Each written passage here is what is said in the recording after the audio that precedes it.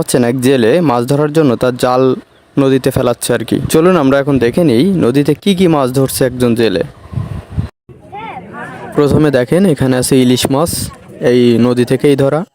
এরপরে আছে চিংড়ি মাছ, দেখেন এই যে আমাদের এই ভাই দেখাচ্ছে কত বড় চিংড়ি, হ্যাঁ, গলদা চিংড়ি, বাগদা চিংড়ি। তারপরে আছে ছোট ছোট চিংড়ি মাছ, হ্যাঁ, সাথে অন্যান্য মাছও আছে। এই যে ছোট ছোট চিংড়ি মাছ, আর এগুলো হচ্ছে বড় চিংড়ি। চিংড়ি মাছ ছোট বড় সব রকমেরই পাওয়া যায়। আর এটা হচ্ছে বোয়াল মাছ, দেখেন বোয়াল মাছ কত বড়। আজকের ভিডিও এ পর্যন্তই। ভিডিওটি কেমন লাগলো কমেন্টে জানাবেন। আর সবাই ভালো থাকবেন, সুস্থ থাকবেন। আল্লাহ হাফেজ। ভাই এই মাছ আছে দেখেন কিনবো নাকি? এই ঠিক আছে আমরা পাঠাই দিছি।